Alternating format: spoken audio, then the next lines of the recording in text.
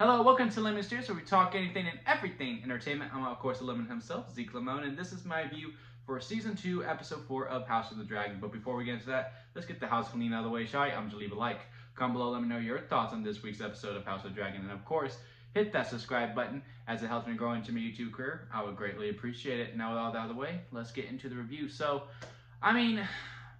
what more can I say about this show that hasn't already been said? I think we are in a good time, for a lack of a better word. Well, we are just spoiled.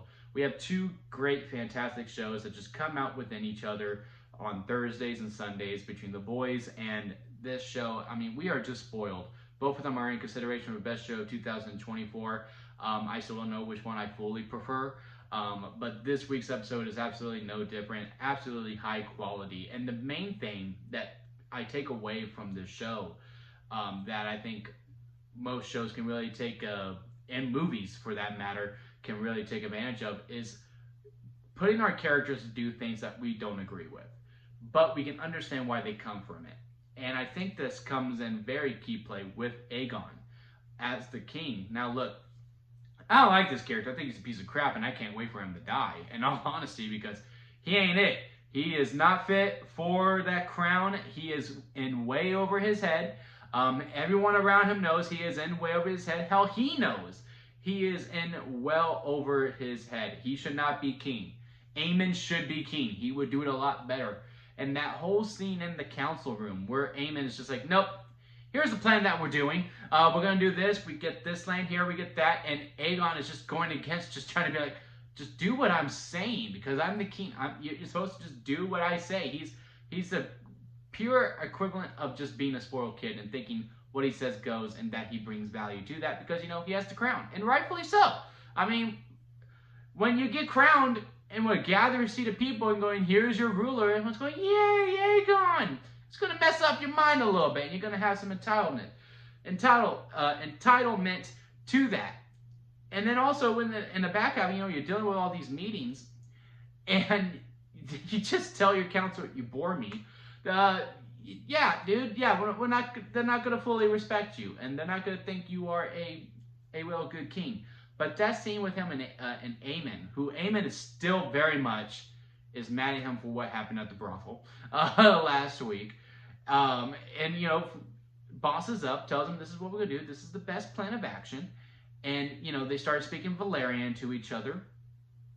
You can see the heartbreak in Aegon. And as a guy, one of our main things that we want to be is just be valued and feel like our voice matters and, what have you, and etc. And to have that all stripped away. And not only that from you, because, your council, yeah, sure, they're from other kings, so yeah, no, they're not going to really fully respect me or whatever. From your own family and your brother of all people that you put on at the table in your hand or employing without you, oh man, that's got to be heartbreaking. Cole won this battle, but whenever or if Aegon wakes up, there's going to be hell to pay. He might lose that title. And the scene with him and Alicent too, who Alicent is very much like, damn, I messed up. First of all, she took the Plan B tea, and I just found it funny because Cole has lost at least two children to that death tea. And they're having that scene. He's like, look, they don't listen to me. Aemon, Cole, anyone. And she's just like, God, shut up. Just shut up. Like what you wore a crown, so now you're smart. Nah, that ain't it. Just do what you're supposed to do. Just shut up. And again, you can just see the defeat on him. Like, who am I? Like, he's a seat filler. He is truly a seat filler. He's not the head of the table. He just sits there. The head of the table is Alicent. And we'll see how it goes moving forward. Or it's Aemon. I really don't know. The ending of this episode has me very intrigued on what is Team Green going to do. And, even though I do not like Team Green, I am still very much on Team Black. I got the red and black on for them. They're not as interesting as Team Green. Team Green is very, very interesting to watch. I do not like them. But man, I am very intrigued by what they are going to do. They do have the most fascinating characters to me personally. And then speaking of Team Black, they're still frustrated, and honestly, I was kind of with them on this point. Like, look, the council is very brash, and you know it's very warranted of the sexism that they have because Rhaenyra hasn't been there. You know, they have been very brash on what they should be doing and how Rhaenyra should just go away and just let the men take care of it. You know, it's gonna be okay, Rhaenyra. You go ahead and you just go and hide out. We'll take care of it. And then she's gone for a couple of days, and Rhaenys is taking over pretty much. And all of them are like, well, who put you in charge? You're not the hand, and blah, blah, blah, blah, blah. And then her husband has to come in and finally shut everyone up. So the sexism is very well known, and it's going to be an even bigger battle now for Rhaenyra to get the respect of her council because they really played into Team Green's hand with sending Rhaenys on the dragon. Thank God Rhaenyra didn't go. And that's the thing. Rhaenyra and Aegon are still kind of the same because Rhaenyra wants to go on her dragon. I'm just like, yeah, we're like, you can't go. if you go and you die, it's over. It's done. And you can't go because you're the hand or the heir to the throne. So yeah, we gotta send Rhaenys. And man, when they were going through, and then I saw Aegon, I was like, I'm going on the dragon.